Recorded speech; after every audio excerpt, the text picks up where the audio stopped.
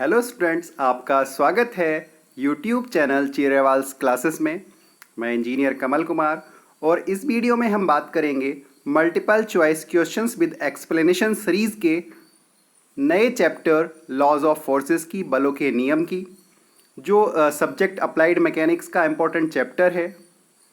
Second semester diploma के students इस chapter को इस सब्जेक्ट को पढ़ते हैं। और ये वीडियो जो है इसमें सारे क्वेश्चंस इंग्लिश में हैं। इससे पहले हम लॉज ऑफ फोर्सेस की एक और वीडियो बना चुके हैं जिसमें जो क्वेश्चंस थे, जो मल्टीपल चॉइस क्वेश्चंस थे, वो हिंदी भाषा में थे। तो देखिएगा, शुरुआत करते हैं। First question, force is represented by. कि force is represented by, options available हैं magnitude, direction, point of action, line of action, या फिफ्थ ऑप्शन है ऑल ऑफ द अबोव। तो इस क्वेश्चन का आंसर है, देखिएगा, ऑल ऑफ द अबोव। तो होता क्या है, देखिएगा, रिप्रेजेंटेशन ऑफ फोर्स में मैग्नीट्यूड की आवश्यकता पड़ती है, डायरेक्शन की आवश्यकता पड़ती है, पॉइंट ऑफ एक्शन और लाइन ऑफ एक्शन दोनों की आवश्यकता भी पड़ती है।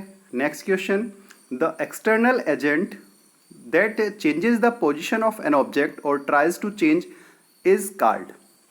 Options work, energy, force, none of these. तो इस क्वेश्चन का आंसर है, देखिएगा, फोर्स। तो फोर्स होता क्या है? Force is that external agent which changes the position of an object और ट्राइज टू चेंजेस इट। और फोर्स इज इक्वल टू होता है mass into acceleration. Next question देखिएगा, which of the following is not a unit of force. Some units given हैं और उनमें से पूछा है which of the following is not a unit of force. Options हैं newton, kilogram metre per second, dine, poundal. तो इस question का आंसर है, देखिएगा, किलोग्राम मीटर पर सेकंड। तो यूनिट्स ऑफ फोर्सेस की अगर हम बात करें तो एसआई सिस्टम में यूनिट ऑफ फोर्स न्यूटन होती है, और in MKS system unit of force kilogram metre per second square होती है। In CGS system dyne and in FPS system poundal. तो next question, effect of force. Effect of force, options given है makes और attempts to change the position of the body. Second option, can make a body move. Third option, can reduce the motion of the body और bring the body to rest. All of the above, none of these. तो इस question का answer है all of the above. Effect of force होते क्या, देखिए, किसी body पे इफेक्ट ऑफ फोर्सेस मेक्स और attempts to change the position of the body. Body की चेंज को पोजिशन को चेंज कर सकते हैं या उसको चेंज करने का अटेम्प्ट करते हैं। Can produce internal stresses in the body, body में इंटरनल स्ट्रेसेस प्रोड्यूस कर सकते हैं। Can make a body move, can reduce the motion of the body और bring a body to rest. Body को मूव कर सकते हैं, बॉडी को की मोशन को रिड्यूस कर सकते हैं और बॉडी को रेस्ट में ला सकते हैं। Next question, the force acting on a point is called. Options हैं variable force, concentrated force, uniformly distributed force, none of these.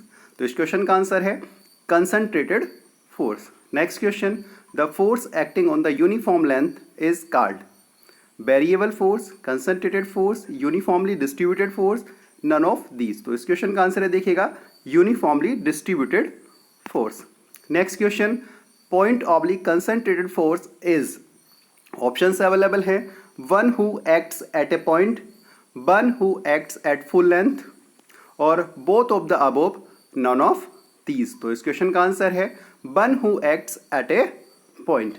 तो type of forces, three types of forces, point and concentrated force.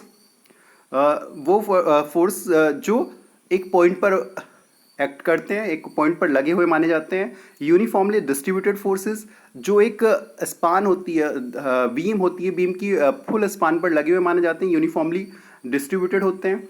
Tension और compressive forces. Next question number 8, more than one force acting on a body makes. Options available हैं system of forces, polygon, triangle, none of these. तो इस question का answer है system of forces.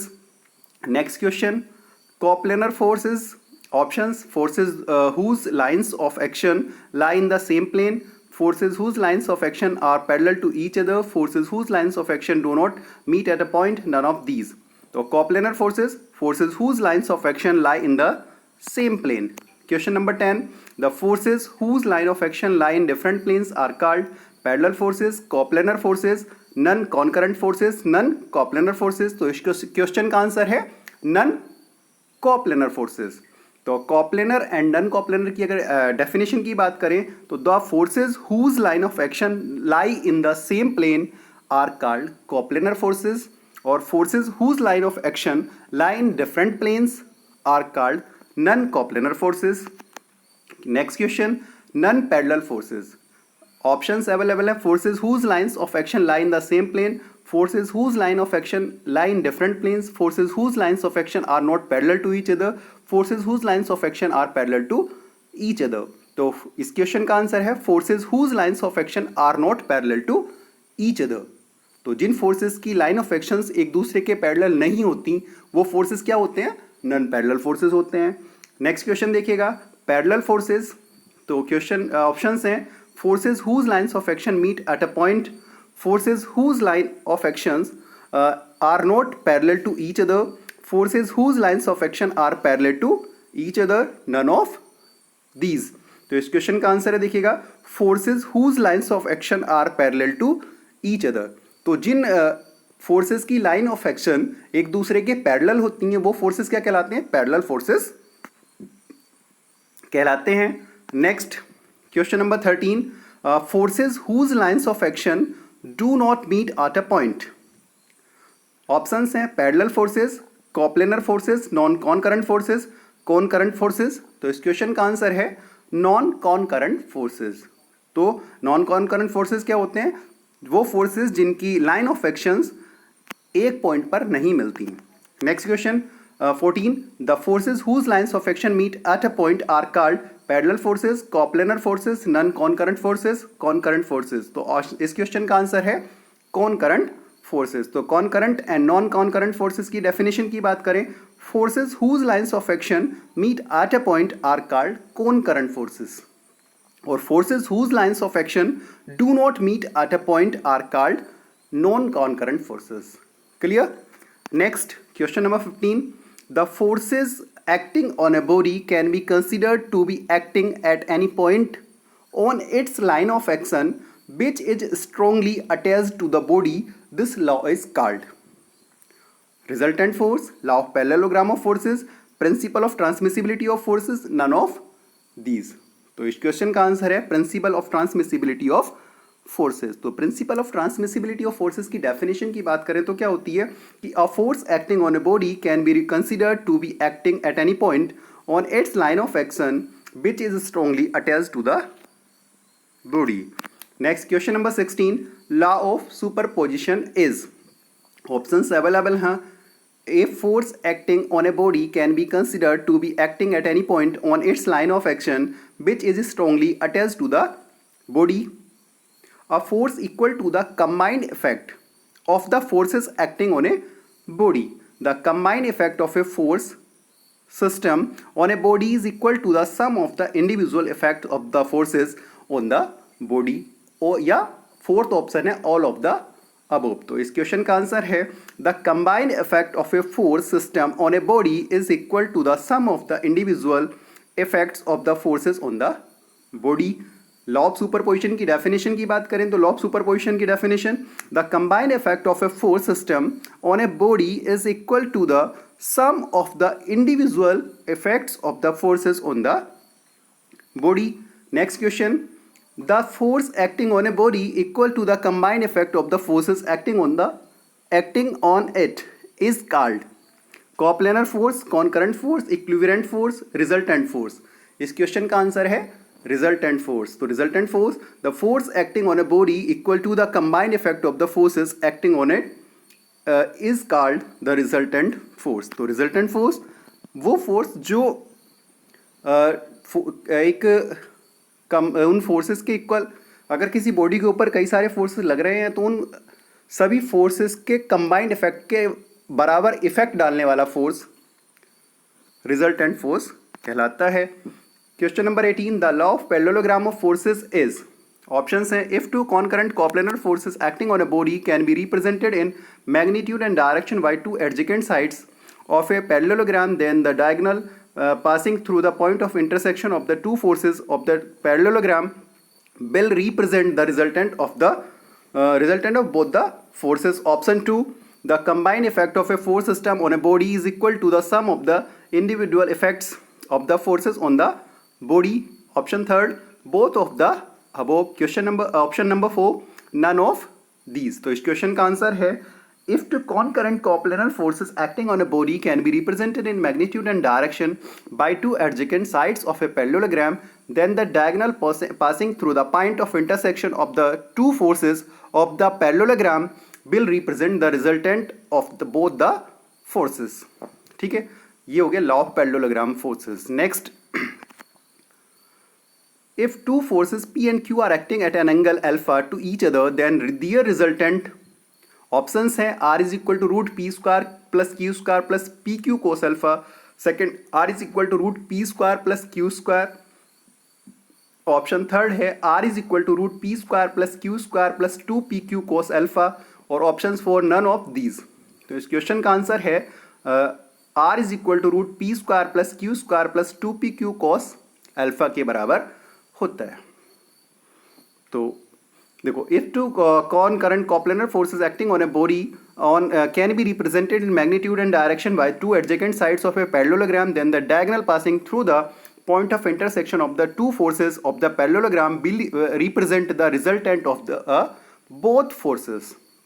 Or if two forces P and Q are acting at an angle alpha to each other, then their resultant is R is equal to root P square plus Q square plus 2PQ cos alpha. Next question.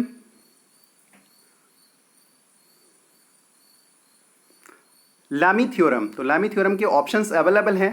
If two concurrent coplanar forces acting on a body can represented by two adjacent sides of triangle, then their resultant will be represented in the opposite direction by the side closing the triangle. दूसरा option, a force equal to the combined effect of the forces acting on a body. Third option, if three coplanar concurrent forces acting on a body are in equilibrium, then each force is proportional to the sine of the angle between the other two forces, या none of these. तो इस question का answer है Lami theorem का answer है if three coplanar concurrent forces acting on a body are in equilibrium, then each force is proportional to the sine of the angle between the other two forces. Okay. Next question है Lami theorem. Options available हैं. Sine alpha upon P, sine beta upon Q is equal to sine gamma upon R. Option second, P upon sine alpha, Q upon sine beta, R upon sine gamma. Third, P sine alpha, Q sine beta, R sine gamma. None of these. तो इस question का answer है P upon sine alpha is equal to Q upon sine beta is equal to R upon sine gamma. Next, if a force R is acting at an angle alpha to the horizontal, then the horizontal component is. Options हैं R cos alpha, R sin alpha, R cos alpha, R sin alpha. None of these. तो इस question का answer है R cos alpha. If a force R is acting at an angle alpha to the horizontal, then its two components in the right angle directions, horizontal component R cos alpha and vertical component is R sin alpha. Next question, the beam whose one end fixed and the other end is free. Options available हैं. Simply supported beam, cantilever beam, fixed beam, continuous beam. तो इस question का answer है cantilever beam. Cantilever beam जिसका एक and fixed होता है और दूसरा एंड फ्री होता है. Next question number 24, the beam which rest freely at both the ends is. Simply supported beam, cantilever, fixed beam, continuous beam. तो इस क्वेश्चन का आंसर है सिंपली सपोर्टेड बीम. तो सिंपली सपोर्टेड बीम वो beam जो दोनों सिरों पर फ्रीली टिकी होती है. Next question number 25, the beam which is fixed at both ends is. Cantilever beam, fixed beam, continuous beam, overhanging beam. तो इस क्वेश्चन का आंसर है फिक्स्ड बीम. तो फिक्स्ड बीम वो बीम जो दोनों एंड्स पर फिक्स्ड होती है.